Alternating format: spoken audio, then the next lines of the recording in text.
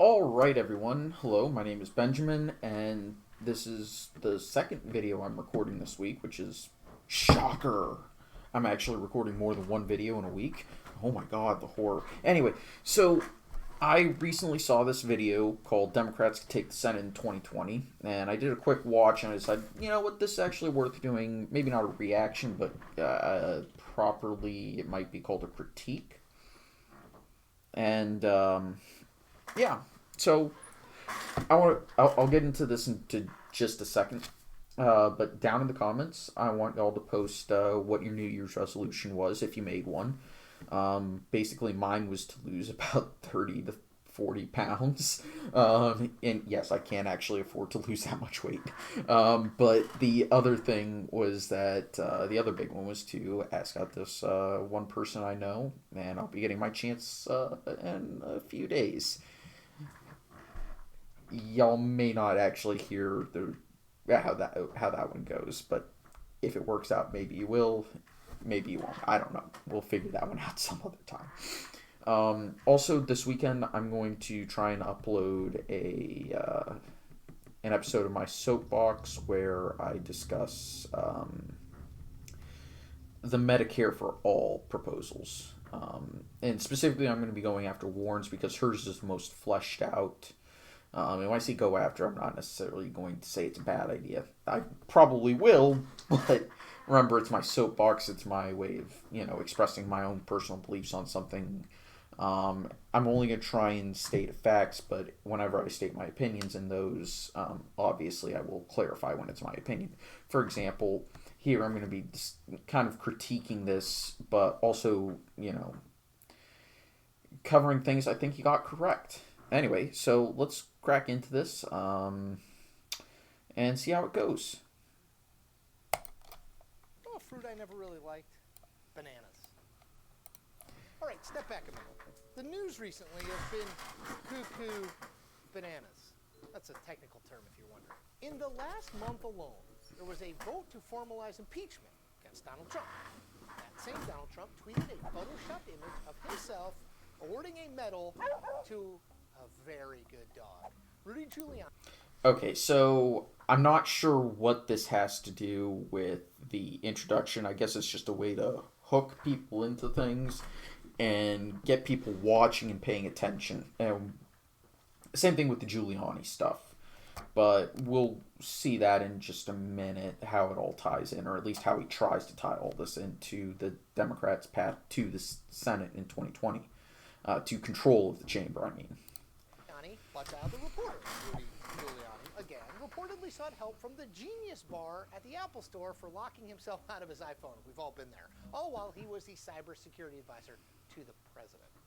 But under the radar of all of this big news, there's a story developing that I think is a whole lot more important for the long-term politics of this country. The U.S. Senate is now in play in 2020. Now, this is a big deal. For the first time in a long time, Democrats now have a genuine chance at retaking the majority. So how will Democrats accomplish? Okay, so I don't know where he's coming up with the idea that Democrats haven't had a chance recently to take control of the Senate.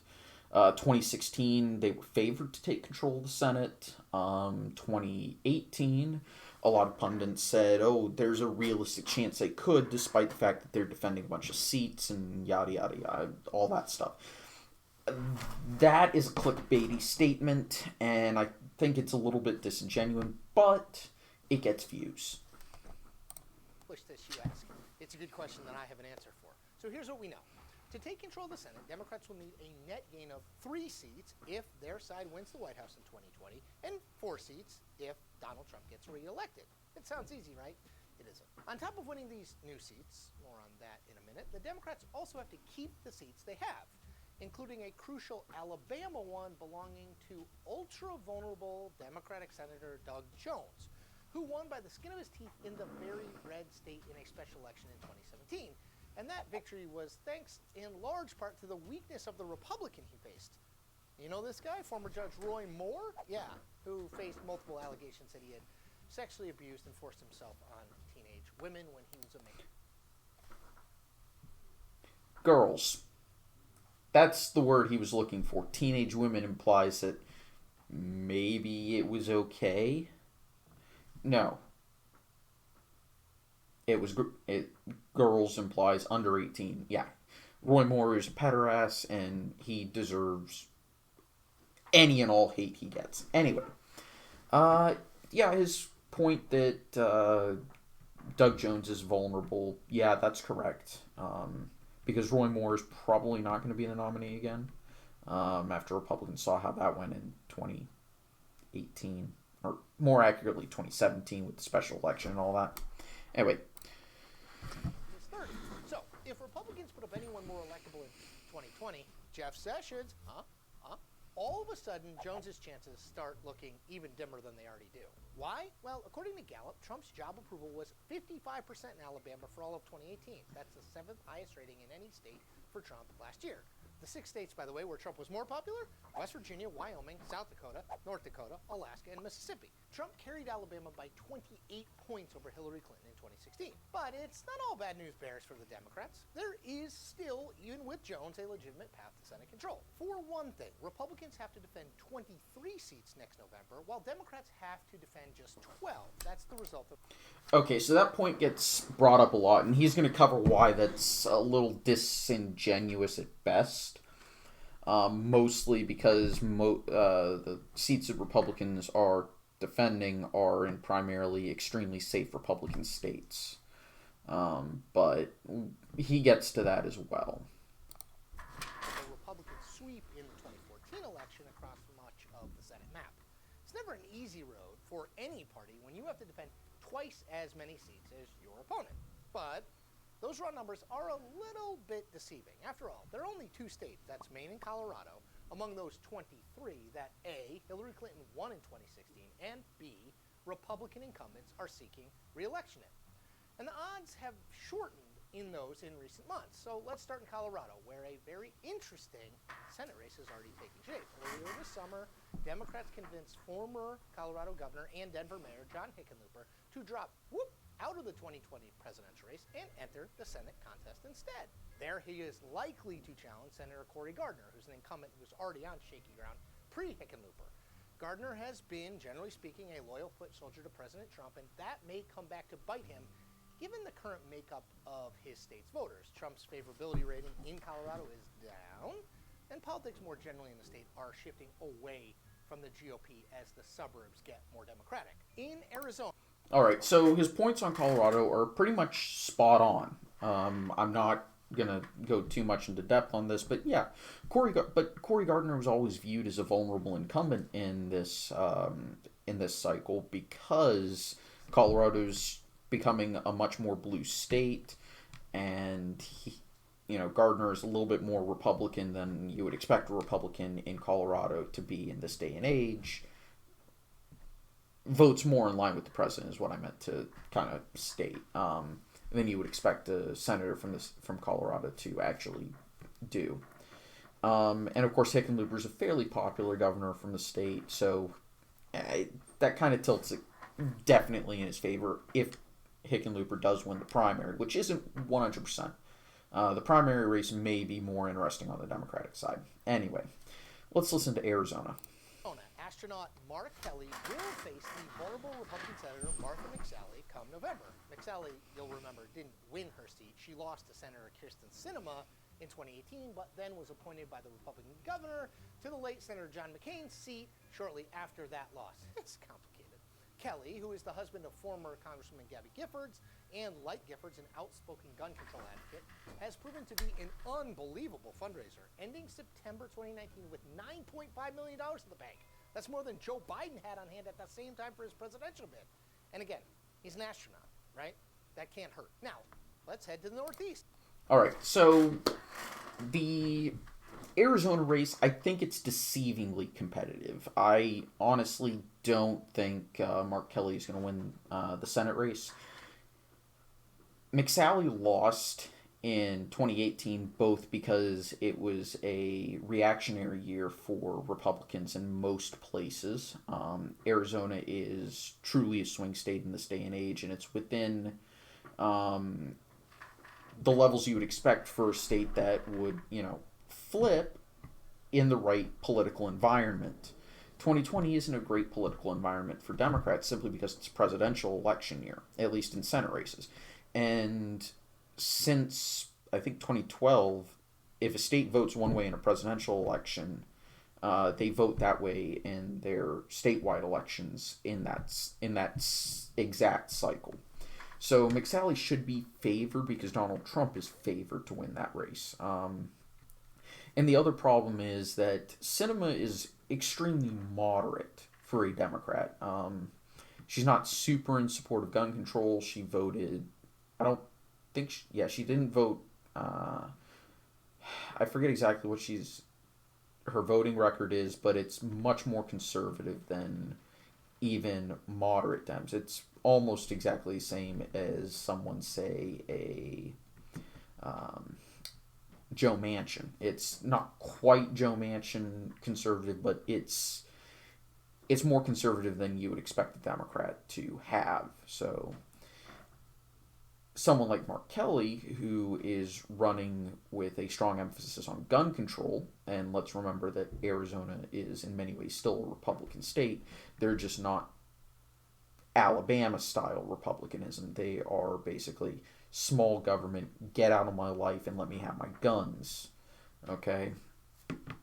Yes, they're getting a lot of people moving in from, say, California and other places for the low tax environment, but it's still not going to change the fact that a lot of Arizonans are not only gun owners, but they want to keep their guns. They're not going to vote for someone who is basically running on, we shouldn't let citizens have guns. You saw what happened. What's happening in Virginia. You see what's happening here where I live, where even traditionally Democratic counties are voting in to become Second Amendment sanctuary counties. Yeah, no, this is not going to end. This is not going to end well for Mark Kelly if he focuses on gun control. So I think that's a deceptively competitive race. Is it competitive? Yes. Is it certain to flip? No. And chances are it won't. But it is one to keep an eye on. I will agree with that. My stomping grounds. In Maine, Senator Susan Collins, Republican, looks to be in the most serious race of her 2+ decade career. Former State House Speaker Sarah Gideon has reportedly outraised her by $1 million, with contributions still coming in. Gideon is especially popular among liberals who have not and will not forgive Collins for her controversial support of Supreme Court Justice Brett Kavanaugh in 2018. None of the individuals Professor Ford says were at the party has any recollection at all of that night. Farther south, North Carolina Senator Tom Tillis has problems coming. Yeah, pretty much what he said on Maine. I don't really have much to add. But Suzanne Collins she's pretty popular in her home state, so she may be able to pull it off. But Maine is a unique state in a lot of ways. So we'll see, and we'll get a better understanding when we get more polling information and data. Coming at him from all directions. First, he's got to deal with a self-funder running to his right in his own party's primary. Assuming he makes it to the general election, he faces Cal Cunningham, a military veteran with a decidedly un-national Democratic profile. All of this in a state that has become a genuine toss-up. The stakes of Senate control, they can't be overstated. For one thing, the Senate is tasked with confirming or not presidential picks for the Supreme Court. Yeah, I mean, North Carolina, it's pretty much the same thing as Arizona. The only difference is the candidates and the positions. Yes, it's a swing state. It's basically going to be turnout. I expect Tom Tillis to, win re-election because, of course, I do, but also the numbers point to that, and when we start getting more polling information, we'll get a better picture. But again, it's going to go, the Senate race is going to go the exact same way as a presidential race, unless, both races are within, 10,000 votes, then we might see a split, but that's highly unlikely. President, in case you've been on another planet for the last few years, Donald Trump has successfully pushed 2 conservative justices through that Senate, Neil Gorsuch and the aforementioned Kavanaugh. And the advanced age of a number of the justices means there's a very real possibility of several more openings on the nation's highest court over these next few years. Beyond the Supreme Court, which is a big deal, the Democrats controlling both houses of Congress, assuming they keep control of the House in 2020, would either be a major thorn in Trump's side as he seeks to build a legislative legacy in his second term, or a massive boon for a newly elected Democratic president trying to get his or her agenda accomplished in 2021. As former President Barack Obama can attest, it's just about impossible to... All right, so here he kind of talks about why the Senate races are important, and he continues to do so, stating that, yes, they're for judicial appointments, cabinet appointments, that type of thing. And, of course, it's useful when it comes to legislation, which all of that's, of course, correct. But he also talks about, he does take a little bit of a pro-democratic stance here, but, that's forgivable. He is working for CNN, and this is on CNN's channel, so, I'll let him have that. But, no, the points he makes, for the most part, are correct. Stating that, yeah, it's important for Trump, if he wins re-election, to have the Senate so that, he can nominate more justices and get the people he wants in his cabinet. And, of course, if a Democrat wins and the Democrats control the Senate, it's going to be extremely important for them, because that means they can, especially if they retain control of the House of Representatives, it's going to allow them to push in legislation that they want, get justices that they want, and cabinet officials that they want, and maybe push in a few major goals that they want to accomplish. To accomplish anything with full-blown opposition in Congress. Overall, winning the Senate would be, in the words of Joe Biden, a BFD for Democrats. Big freaking deal. But don't get too excited, Democrats. There's still a lot that needs to happen for the Senate to switch hands. At this point, Democrats are not favored to retake the Senate, particularly given the fact that Jones is a near certain loser unless Republicans nominate Roy Moore again, which they might do. For the last few months... Yeah, so, no, they're not going to nominate Roy Moore. But yes, that's the other challenge the Democrats have, is they basically need a net of 4 seats, because winning the presidency isn't a certainty, and there are a few races he didn't cover that are kind of interesting, such as, well, I'll get to that once the video ends, but yeah. Have made clear this. What was once a long-shot bid by Democrats for the Senate majority has officially turned into a real possibility. And that is the point. We make new point episodes every... Alright, so there are a few races he didn't cover or mention. For example, in Georgia, you've got the double barrel because of Perdue's retirement. It was either Perdue or Isaacson. I kind of forget it right now. But they've also got Joni Ernst in Iowa. And some Democrats think Mitch McConnell is vulnerable. Same thing with John Cornyn in Texas. But I disagree on those two. I'll let them have Georgia just because it is a swing state. But at the same time, I don't really think it's on the table. Iowa, I'm surprised he didn't mention it because Iowa is a politically volatile state. It tends to swing very rapidly to one side or the other based off of national politics and environment. But there are a few races he didn't mention that are competitive for Republicans, or more accurately, the one that is competitive that Republicans may try to flip, which would be Michigan's seat that currently belongs to Gary Peters, with the relatively strong candidate John James for the Republicans, who is going to run a much stronger campaign, considering he came much closer than anyone expected him to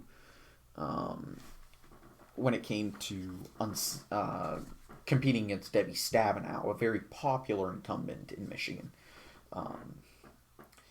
So Gary Peters, without a larger profile and is kind of relatively unheralded,